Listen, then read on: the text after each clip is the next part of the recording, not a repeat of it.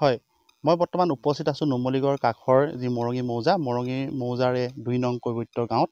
আৰু যিহেতু নুমলীগড় শোধনাগাৰৰ ইতিমধ্যে বায়ু ৰিফাইনেৰীৰ যি প্ৰকল্প আৰম্ভ হৈছে, মোৰ সহযোগী মাছুম আছে, আমি উপস্থিত হৈছোঁহি এই ২ নং কৈৱত্যৰ গাঁৱত।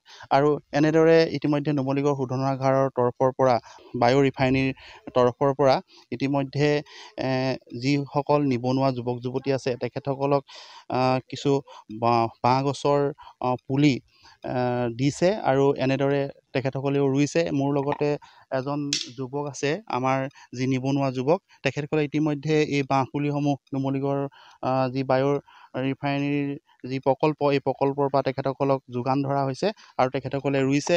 এই ক্ষেত্ৰত কিমান পুলি এতিয়ালৈকে আপুনি ৰুইছে? মই প্ৰায় ২৫ বিঘা মাটিত কৰিবলৈ লৈছোঁ নতুনকৈ। মই ৰোৱা প্ৰায় ১০-১৫ দিনমান হৈছে আৰু আৰম্ভ কৰা, পুলিখিনি ৰুই হোৱা কমপ্লিট হোৱাকৈ। এতিয়া ইয়াৰ পৰা তেখেতসকল আজি আহিছিলে প্ৰজেক্টৰ পৰা আহি পেলাই তেখেতসকলে আমাক কৈছে যে আপোনালোকে এইখিনি কাম কৰক, ইয়াৰ পৰা বহুত লাভালাভ হ'ব আৰু বহুত নিবনুৱা যুৱকৰ সংস্থাপনো লাভ হ'ব আৰু স্বাৱলম্বী হ'ব। ইয়াৰ পৰা প্ৰায় যথেষ্টখিনি ৰাইজৰ ভাল হ'ব। সেইটো কাৰণে কওঁ মই, যাতে পাৰিলে বহুতে যদি কৰে, ইয়াৰ প্ৰতি আগ্ৰহী হয়। পুলিখিনি যিহেতু বায়ু ৰিফাইনেৰীৰ তৰফৰ পৰা আপোনালোকক দিছে বায়ু ৰিফাইনেৰীৰ তৰফৰ পৰাই দিছে। যদিহে কাষৰীয়া যুৱক যুৱতী ওলাই আহে যে কৰোঁ বুলি কৰিব পাৰিব আগ্ৰহী। হয়, কিমান বছৰৰ পিছত ৩ বছৰৰ পিছত মেচিউৰিটি হ'ব বুলি তেখেতসকলে জনাইছে আমাক। কিমান ফুট আঁতৰে লগাইছে? 16 ফুট অন্তৰে।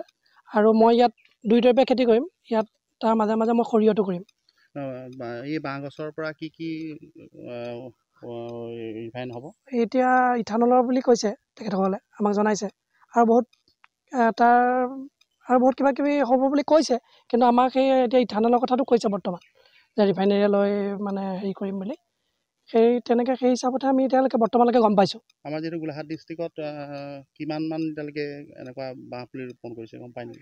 তেনেকুৱাকৈ মোৰ সিমানটো আইডিয়া নাই আচলতে, কিন্তু মই এইডোখৰৰ ভিতৰত ময়ে কৰিছোঁ নেকি চাগে। আমাৰ এই মৰঙী এইডোখৰ, আমাৰ মৰঙী মৌজা আৰু চাগে আছে, কিন্তু এইডোখৰ মৰঙী এই কৈৱত্য গাঁৱৰ ময়ে নেকি হ'ব নেকি এইডোখৰ প্ৰথম।